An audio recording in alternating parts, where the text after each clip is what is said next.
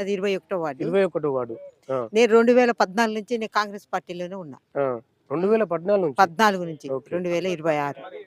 నేను ఇండిపెండెంట్గా మేజర్ గ్రామ పంచాయతీ వార్డు మెంబర్ గెలిచిన. తర్వాత నేను సొంతంగా సర్పంచ్గా పోటీ చేసి సెకండ్ రీడ్లో ఓడిపోయినా. ఆ కానించి 5గురితోటే మేము కాంగ్రెస్ పార్టీ నడిపించాం. 5గురే అప్పుడు ఒక్క టీఆర్ఎస్ నాయకుడు కూడా ఎల్లుంటాన వల్ల నీకు బుద్ధి ఉన్నదా సుశీల? మీరు నాకు తెలుసు, మీరు ఒక్కలే వచ్చేది మహిళ అప్పుడు. సుశీల నువ్వు వాళ్ళకెందుకు పోతాను మాదాయినా కానీ ఆ బూతులు కూర్చుండబెట్టడానికి ఎవరు రాలే, ఎవ్వరు రాకపోయేది. నేను ఒక్కదాన్నే పోయేది. రచ్చబడినప్పుడు పొద్దున్న 6:30కు పోతే 12:30కు కండ్లు మూసుకుపోయి ఊరెల్లలుగా పెట్టి వచ్చి వండుకొని తినేది. 6:30 కంటే ఒక మహిళ కమిటీలు ఇస్తందుకు పోతే పొద్దున 7 గంటలకు హుజురాబాద్ మండలాల్లో కమిటీలు వేయడానికి పోతే బండిలో పెట్రోల్ కొట్టించుకొని ఆ బండి మీద ఎక్కిపోయి కమిటీలు వేసి వచ్చినాం 3 రోజులు. రచ్చబండ కౌశిక్ రెడ్డి అప్పుడు పెయిండ్గా పెయిండు అప్పుడు బల్మూరు వెంకటే ఉండే. ఒక్కటి అధిష్టానం చేసిన తప్పు ఏంది అంటే ఎంతమంది ఎమ్మెల్యేలు మారుతారు, ఒక్క మనిషిని పెట్టాలా. అదే బల్మూరు వెంకట ఉన్నప్పుడే ఇదంతా మంచుకుంటు సత్తే 50 కిలోలు బియ్యం వేసేది. ఏమైనా పెళ్ళైతే 50 కిలోలు బియ్యం వేసేది. వాళ్ళ ఇంట్లో ఫంక్షన్ అయితే 5,000 కట్నం పెట్టేది. లేనోడు ఉన్నోడు అందరు ఆయన తలుచుకుంటారు. ఎందుకు అధిష్టానం ఇంత ఎందుకు నిర్ణయం తీసుకోదు?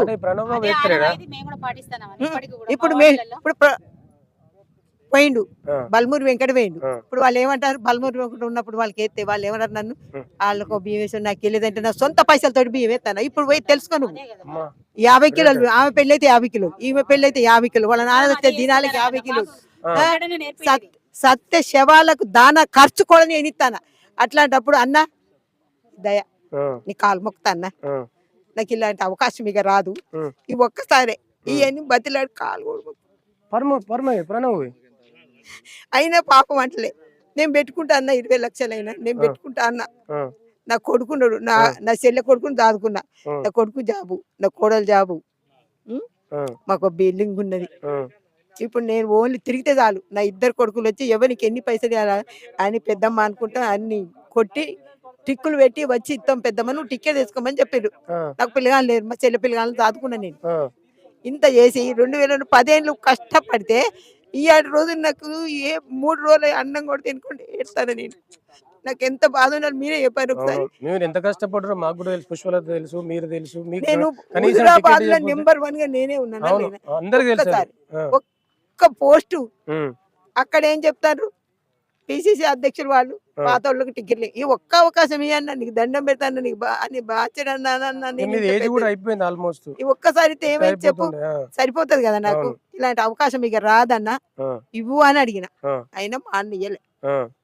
ఒకటే చెప్తాను, అధిష్టానం అయినా ఎవరైనా ఎమ్మెల్యేలను ఉంటే దమ్మున్న మొగోళ్ళు ఉండాలి, నిలదీయాల, అది లెక్క. అది లేనప్పుడు ఇంకేమున్నది అంటే ప్రణబాబు లేదంటారా? ఏది సుగుణాకర్ ఎవరావు నాకు చెప్పు. ఆయన చెప్తే మా అన్న వింటాడా? సుగుణాకర్ రెడ్డి అసలు ఆయనతో ఆడతా, ఆయన ఎవరో ఏమో మాకు తెలియదు. బాబు ఆయన బిజినెస్ చూసుకుంటాడు. కానీ ఏమైనా మంచి చెడు ఉంటారు కదా ఒకళ్ళు, ఆయన వాళ్ళ లావాదేవీలు చూసుకున్నాడు. ఆయన ఉంటే ఇట్లా కష్టపడ్డోళ్ళకి మన్ను కూడా ఉన్నట్లే.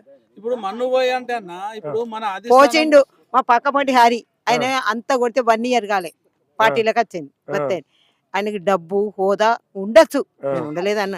ఎవరికి డబ్బు కట్లుంటే వానికి టికెట్లు ఇస్తావు. మరి ఇంత డబ్బు ఉన్నది వాడు ఎంత పంచగలుగుతాడు అని ఉద్దేశం కొద్ది నువ్వు టికెట్లు ఇస్తాను, నువ్వు ఇచ్చుకో, నేను వద్దంటలేదు, ఇచ్చుకో. కానీ ఇగో మా ప్రణవన్న దగ్గర నన్ను ఒక్కదాన్ని గెలిపించి ఇంత సత్తా లేదా?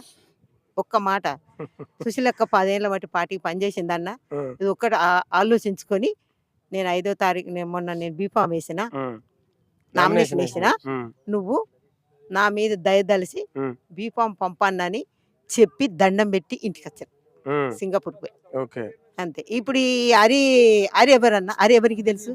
నేను 4 సార్లు సర్వే చేసి నా పేరే వచ్చింది. సుశీలవ్వ దేవత, ఆమె చచ్చిపోతే బియ్యం ఎత్తది, బతికిన పెళ్లిళ్ళకు బియ్యం ఎత్తది, దినాలకు బియ్యం ఎత్తది, సత్య శవాలకు పైసలు ఇస్తుంది. ఇన్ని దాన ఖర్చులకు ఎంతో డబ్బు ఖర్చు పెట్టినా, ఎంత లేదన్నా మినిమం 2 సార్లు ఢిల్లీకి పోయినా. మన రాహుల్ గాంధీ గారు వస్తే అక్కడ పోయిన సంగారెడ్డికి ఉమ్, 5గురిని తీసుకుపోయి నైట్ ఒక్కొక్కరికి 5,500 ఇచ్చి ఇంటికి దింపిన. అక్కడ హుస్నాబాద్ లా ఉమ్, గౌరవెల్లి ప్రాజెక్ట్ ధర్నా అయితే అవును. కార్ తీసుకొని పోయిన పున్నం ప్రభాకర్ అప్పుడు 4 మనుషులు కార్లో తీసుకుపోయి ఒక్కొక్కరికి 200 ఇచ్చిన. పార్టీ కోసం. పార్టీ కోసం పనిచేసిన. ఈ 8 రోజులు ఇవన్నీ ఎత్తే నాకు టికెట్ వస్తుంది, వాళ్ళందరు 10 ఇస్తే నేను 5 ఇస్తే గెలుతా ఉమ్, అన్న ఉద్దేశం కొద్ది. నాకు ఎందుకో కోరిక ఒక్కసారి గెలవాలని, అంతే, ఏం లేదు. ఇలా వచ్చి నేను సంపాదించుకునేది లేదు, నా ముల కట్టుకునేది ఏం లేదు. అంతే. మా ఆయన గోరకాయలు బాయిలో పని చేసాడు, మేము బాయిలో పని చేసాడు, మేము ఆ పని అమ్ముకుంటే మాకు 20 లక్షలు వచ్చినాయి. నా కొడుకుని చాదుకున్నాం, మేము మంచిగానే బతుకుతాను. ఆయన అత్తడు పేపర్ బిల్ కడుకున్నా, అది ఎట్లుంటుందో. ఇంతగానో చేసినా కూడా ఒక మహిళగా నాకు ఏమి ఇచ్చినావు నువ్వు? మార్కెట్ చైర్మన్ అడితే ఇయ్యవు, ఉమ్, నీకు నచ్చిన వాళ్ళకి ఇస్తావు. అన్న ఉమ్, ఉమ్, ఇంకోటి ఏంటంటే ఉమ్. ఇదంతా కాదు కానీ ఫస్ట్ మా అధిష్టానం గుర్తించాలి. అంతే.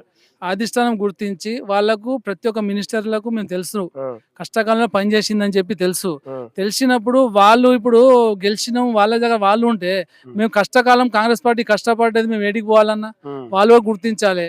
ఇన్ఛార్జ్ అడగాలి, నాయన నువ్వు మరి పాత వాళ్ళకి ఇస్తానావా ఇస్తలేదా అని చెప్పి తెలుసుకోవాలి కదా. అవును. ఆయన ఏమనుకుంటాడు ప్రణయ్ బాబు అంటే, ఇది మీరు ఖచ్చితంగా క్యాచ్ చేయరు. ఓకే.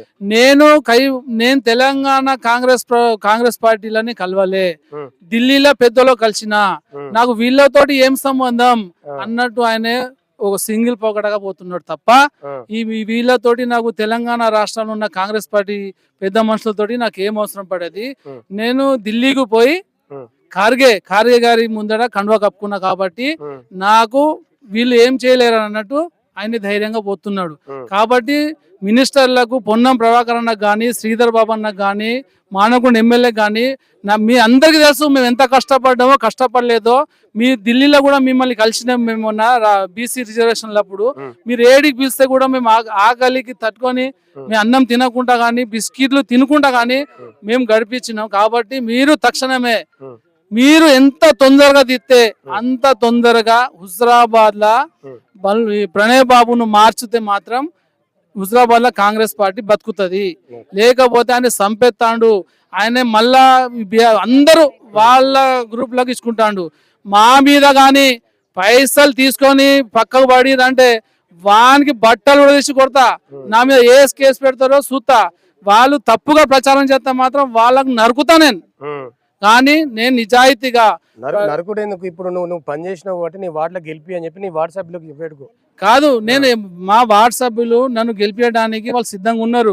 కానీ వీళ్ళు ఏం చెప్తారంటే వీళ్ళు పైసలు అడుగుతారు, పైసలు అడిగి అయినా కూడా మేము ఇవ్వకపోతే ఇట్లా ఇండిపెండెంట్ చేసిన అని చెప్పి మా మీద తప్పు ప్రచారం చేస్తారు. కాబట్టి వాళ్ళ తప్పు ప్రచారానికి మేము కఠినంగా ఖండిస్తాం.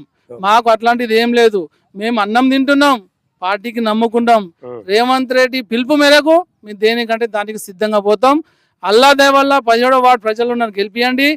నేను మళ్ళా కాంగ్రెస్ పార్టీ కండువా కప్పుకొని మీకు ఏ రకంగా బల్మూరు వెంకట్తో సేవ చేయాలనో అవన్నీ చేపిస్తా. కానీ ఇంకొకసారి కాంగ్రెస్ పార్టీ కొరకే మేము కష్టపడతాం. ఇప్పుడు అన్నా నేనున్నా లేకున్నా నా మీద తెల్ల బట్ట మీద కూడా కాంగ్రెస్ పార్టీ జెండా కప్పే నన్ను బొంద పెట్టాలి అని చెప్పి నేను జేఎస్ఆర్ న్యూస్ తరపున వేడుకుంటున్నా. Okay, thank you.